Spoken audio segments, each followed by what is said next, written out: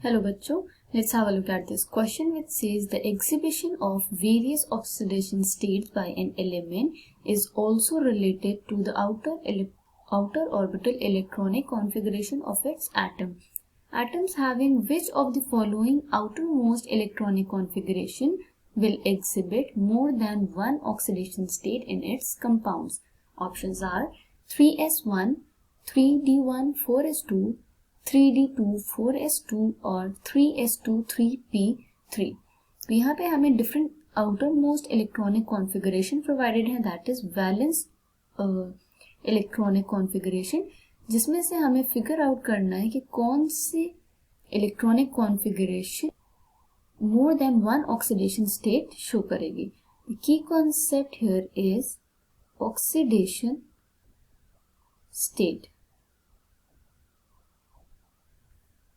Oxidation state क्या होता है पहले हम ये समझ लेते हैं. So oxidation state is the number which is used to denote the number of electrons that are gained or lost during chemical combination. तो हम ये स्पीशीज को असाइन करते हैं if we assume that all bonds have resulted in complete transfer of electrons. तो उस number को हम डिनोट करते हैं बाय ऑक्सीडेशन नंबर और ऑक्सीडेशन स्टेट. अब हम इलेक्ट्रॉनिक कॉन्फ़िगरेशन जो हमें प्रोवाइडेड है उन्हें देख लेते हैं. सो फर्स्ट कॉन्फ़िगरेशन जो हमें प्रोवाइडेड है दैट इज 3s1.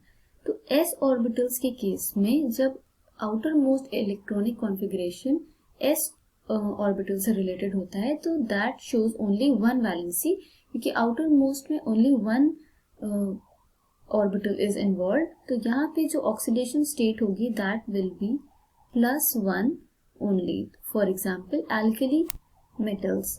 अब हम सेकेंड ऑप्शन देख लेते हैं विच इज 3d1 4s2 और थर्ड ऑप्शन जो है विच इज 3d2 4s2. तो यहाँ पे जो ऑर्बिटल्स इन्वॉल्व हैं दैट आर d ऑर्बिटल्स. तो जब हम वैलेंस ऑर्बिटल्स में, जब वैलेंस इलेक्ट्रॉनिक कॉन्फ़िगरेशन में जब d ऑर्बिटल्स इन्वॉल्व होते हैं तो d ऑर्बिटल का मतलब है it has an outer most ns electronic configuration and it has n-1 d electronic orbitals also involved in the oxidation state. तो जब सिर्फ ns इलेक्ट्रॉन्स जब लूज होते हैं तो लोअर मोस्ट ऑक्सीडेशन स्टेट हमें मिलती है.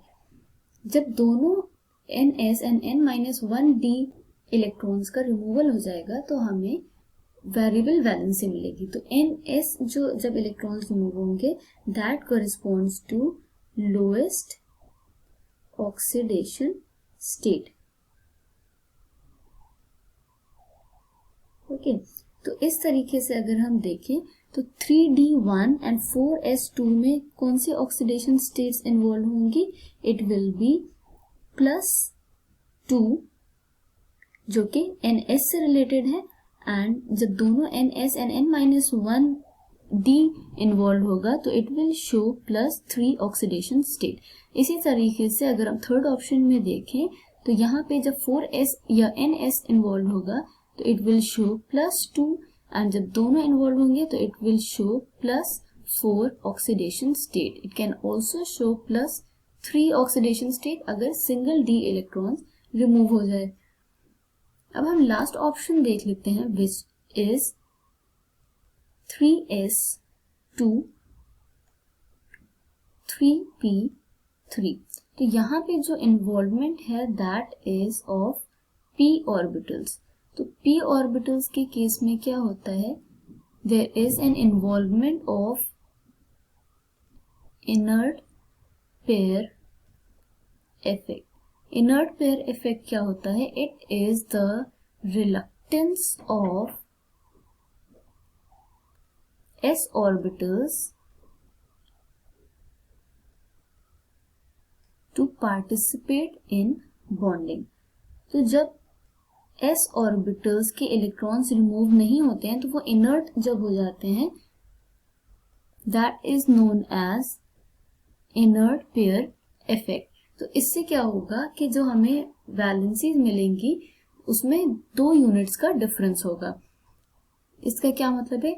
इट मीन्स अगर ये इलेक्ट्रॉन्स सारे इलेक्ट्रॉन्स को लूज कर दें तो इसमें electronic oxidation state will be +5, और अगर इनर्ट पेयर इफेक्ट आ जाए या विल कम इनटू प्ले तो s ऑर्बिटल्स इन्वॉल्व नहीं होंगे बॉन्डिंग में, और जो वैलेंसी या ऑक्सीडेशन स्टेट शो होगा दैट विल बी +3 ओनली। तो यहाँ पे भी वेरिएबल वैलेंसी हमें मिलेगी। तो we can say that except for s orbitals सारी outer most electronic configurations are capable of showing more than one oxidation state. Hence, the outermost electronic configuration that will exhibit more than one oxidation state in its compound is 3d1,4s2, 3d2,4s2 and 3p3. I hope you understood it well. Thank you and best of luck.